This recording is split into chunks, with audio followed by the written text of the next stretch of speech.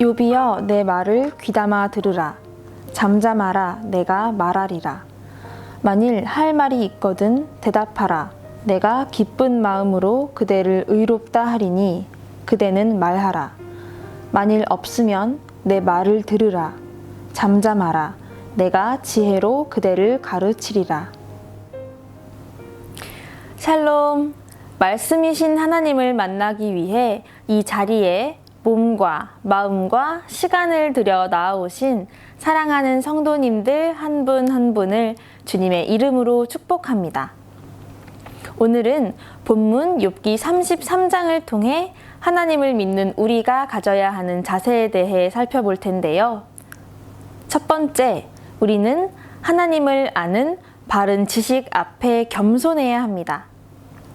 여러분이 믿는 하나님은 어떤 분이신가요? 하나님께서 어떤 분이신지를 아는 것은 매우 중요합니다. 하나님을 바르게 알면 알수록 하나님과 더 친밀한 교제를 누릴 수 있고 나를 향하신 하나님의 사랑과 계획을 체험할 수 있기 때문입니다.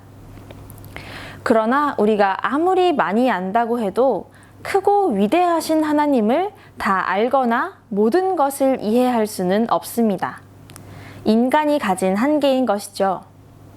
지금까지 알고 있던 하나님과 다르다고 해도 우리는 살펴본 말씀들을 통해서 욥의 고난이 그의 죄나 악행으로부터 온 것이 아니라는 것을 알았습니다. 그래서 내 머리로 이해되지 않더라도 의인에게 고난이 있을 수 있다는 것을 배워가고 있습니다. 하지만 본문에 등장하는 엘리후는 더 크신 하나님에 대해 또 이유를 알지 못하고 받는 고난에 대해 알지 못했습니다. 그래서 욥에게 있는 고난이 그의 죄와 연관되어 있다는 생각에서 벗어나지 못했던 것이죠. 그래서 엘리후도 욥의 새 친구들처럼 진리 되시는 하나님의 단편적인 모습만 가지고 욥을 가르치려 했습니다. 함께 한 교회에 모여 예배하는 우리이지만 각기 다양한 신앙적 경험을 가지고 있습니다. 제가 여러분께 여러분이 경험하여 아는 하나님은 어떤 분이신가요? 라고 질문하면 여러분의 답은 제각기 다를 것입니다. 고린도전서 13장 9절은 이렇게 기록되어 있습니다. 우리는 부분적으로 알고 부분적으로 예언하니.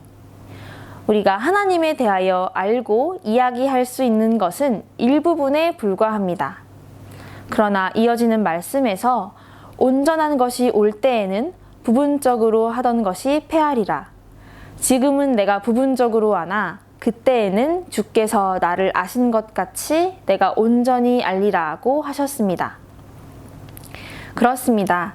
우리는 지금은 다 알지 못하지만 온전한 진리이신 예수 그리스도께서 다시 오실 때 모든 것을 알게 될 것입니다.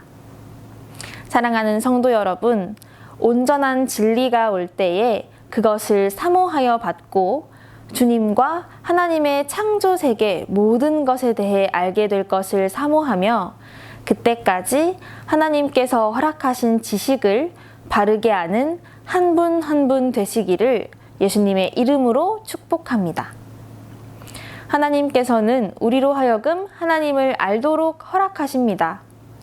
엘리후가 욥에게 14절 상반절에서 말했듯 하나님은 한 번 말씀하시고 다시 말씀하시는 분입니다.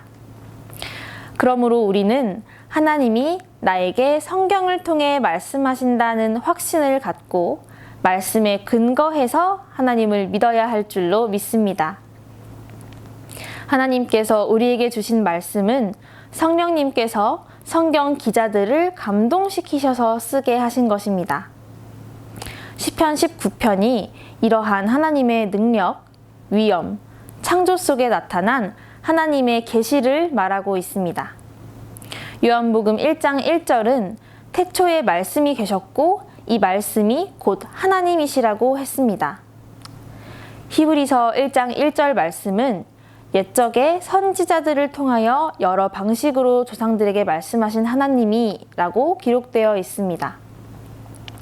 우리는 하나님께서 주신 말씀을 통해 하나님께서 어떤 분이신지를 알고 그분의 크고 놀라우심 앞에 내가 자연스럽게 엎드리게 되는 겸손의 모습도 함께 주시기를 원합니다.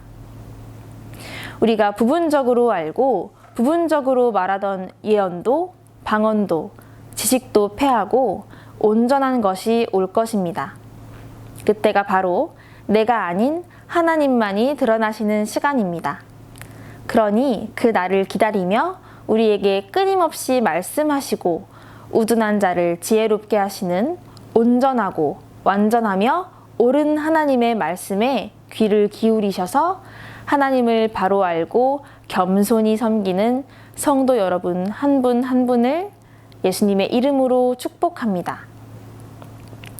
두 번째로 그리스도인인 우리가 가져야 할 모습은 바로 하나님을 전하는 삶입니다. 하나님을 전하되 사랑으로 권해야 한다는 것을 명심해야 합니다. 앞선 32장 12절에서 엘리후는 욥을 꺾어 그의 말에 대답하는 자가 없도다 하고 말하며 등장합니다.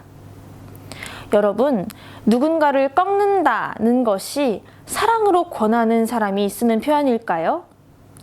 우리는 이 대목에서 욥의 세 친구 곁에서 욥과 그들의 말을 모두 듣고 있었던 엘리후가 욥의 고통받는 상황에 대해 이해와 배려가 부족했음을 알 수 있습니다. 엘리후의 말에서는 사랑이 느껴지지 않습니다.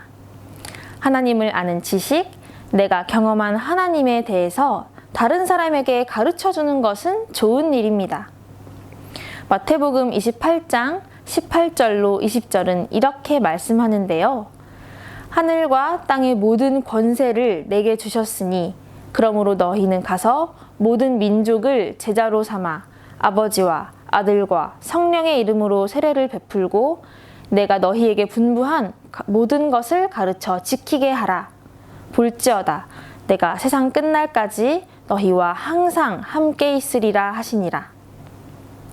예수님께서는 너만 복음을 알고 너만 구원받아라 하신 것이 아니라 나 예수를 모르는 사람들에게로 나아가 세례를 주고 내가 너희에게 가르친 것을 그들에게도 가르쳐 그들이 그대로 살도록 하라고 명령하셨습니다. 그러므로 우리는 예수님께서 명령하신 것을 지켜야 하는 거룩한 사명을 가진 사람답게 하나님의 뜻을 알지 못하는 사람들에게 가르쳐 주어야 합니다. 그렇다면 그 말씀을 어떤 태도로 전해야 할까요? 요한일서 4장 7절부터 8절 말씀은 사랑이 하나님께 속한 것이므로 사랑하는 자는 하나님을 아는 그분의 자녀이며 사랑하지 않는 사람은 하나님을 알지 못하는 자라고 기록하고 있습니다. 그렇기 때문에 누군가에게 말을 할 때, 특히 하나님에 대해 전할 때 사랑의 마음으로 하고 있는지 돌아보는 것이 좋습니다. 우리가 사랑으로 전하고 그들을 권면할 때 그들이 사랑이신 하나님을 마음 깊이 만날 수 있는 것입니다. 그러므로 우리는 언제나 내가 하나님의 자녀라는 사실을 기억해야 합니다. 그러면 사랑으로 권면한다는 것은 무슨 뜻일까요? 베드로전서 4장 8절 말씀에 의하면 사랑은 다른 사람의 허물과 죄를 덮어주는 것이고 에베소서 4장 1절로 3절 말씀은 겸손과 온유와 오래 참음과 사랑으로 서로를 용납해줘야 한다고 말씀합니다. 고린도전서 13장 2절에서 바울 사도는 내가 예언하는 능력이 있어 모든 비밀과 모든 지식을 알고 또 산을 옮길 만한 모든 믿음이 있을지라도 사랑이 없으면 내가 아무것도 아니요 라고 고백합니다. 바울 사도도 알고 있었던 것입니다. 아무리 우리에게 하나님을 아는 많은 재능과 지식, 신비가 있고 믿음이 있어도 사랑이 없으면 그 모든 것에 능력이 없다는 것을 말입니다. 아무리 좋은 말도 사랑이 없으면 아무것도 아닙니다. 아무런 소용이 없습니다. 내 옆의 형제 자매와 세상의 영혼들에게 복음 전하기를 정말 원한다면 어제보다 더 깊은 사랑으로 그 사랑 안에 역사하실 하나님을 기대하며 전할 수 있기를 바랍니다. 우리 교회가 하나님 안에서 그리스도 예수의 분량까지 함께 자라가는 가족 되도록 기도합니다. 또한 겸손과 온유로, 오래 참음과 사랑으로 하나님을 아는 바른 지식을 가지고 그들을 권면하는 우리 모두 되기를 예수님의 이름으로 축복합니다. 기도하겠습니다. 사랑이신 하나님 아버지, 하나님이 어떤 분인지 알려주시고 올바르게 믿게 하심에 감사합니다. 먼저 우리에게 사랑을 베풀어 주시고 우리가 거저 받은 것처럼 그 사랑이 필요한 사람들에게 거저 주게 하심 감사합니다. 하나님을 알므로 사랑 안에서 겸손하고 온유하고 인내하도록 이끄시는 주님의 은혜를 구합니다. 우리가 그렇게 할 때 주님 안에서 힘을 얻고 성장되고 성숙되어지는 형제 자매와 세상의 영혼들이 될 것입니다. 우리를 통해 역사하시는 놀라우신 하나님을 목격하는 것이 자녀된 우리의 특권이고 능력임을 감사 찬양합니다. 온전한 사랑을 몸소 보여주신 우리 주 예수 그리스도의 이름으로 기도드립니다. 아멘.